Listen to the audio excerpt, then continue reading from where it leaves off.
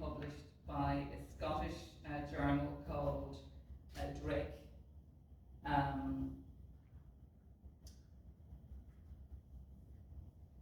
So it's like a mini pamphlet because he's published 6 of them, so I'm very happy with that. I'll read it first of all and then I'll say a few words. Greencastle to Beara, in memoriam, Michael Gallagher.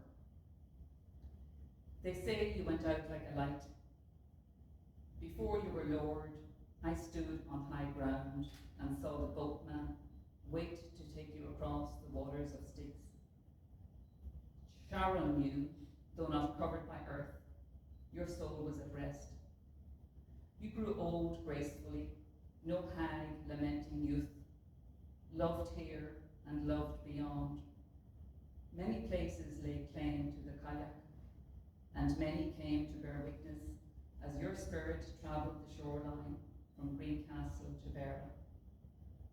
When you reach the farther shore, your journey starts anew, meeting those that have gone before, some old and some much too young. You rest a while and look once again skyward in search of new constellations. And that was for an uncle of mine, Michael Gallagher, who I was very, very fond of. He was the youngest of my mum's family, and he lived in Dublin, worked with Boris Gowara, and he literally knew all the fishermen right around the coast, and he was fondly remembered and loved by all of them. Philippos. I don't know where my love of horses comes from, but when the flow to your brain was stopped, I too stopped. Technology couldn't help me pace my days, fill the gap between us. With helmet, boots and joggers, I threw my leg up and over. First steps were slow, trotting in circles, until hypnotized I fell to the ground, got back up and started over. This time indoors, circling on an old mare, until one day I stopped to let you go. And that was, I was doing a master's in internet in IT at the time, and I took a year out because my mum had a stroke, and I went to do what I always wanted to do, which was to ride horses during that time.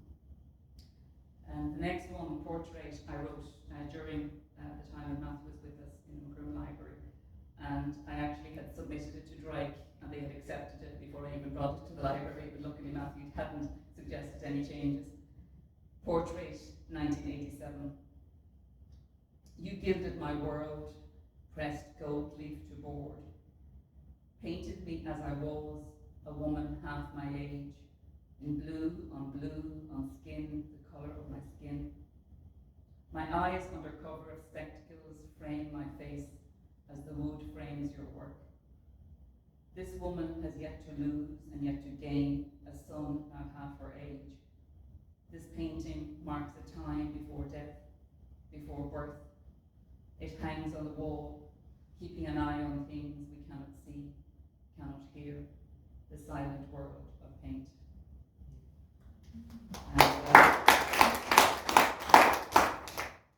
Portrait, I haven't attributed it to John Philip Murray because it's in our personal collection, but it's a portrait done by my husband in 1987. Harvest Moon, after a photograph by Alice Seeley Harris, Belgian Congo, 1904. Nasala, they call me. I am famous all over the world. I am dead, died the day they took her from me. My baby, my child, my future, my love, my life. Huali and her mother, my strength, their strength lives on. We open our arms, share what is ours. They cut off our hands, our feet, our heads, hang us like dead crows, a warning to others.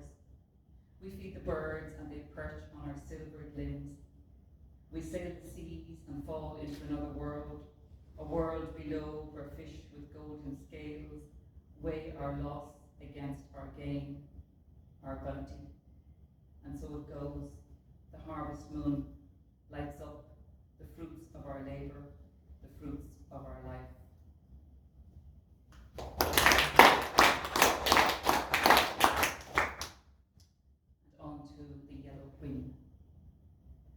Yellow and green you gave to me, robin sings on the highest tree.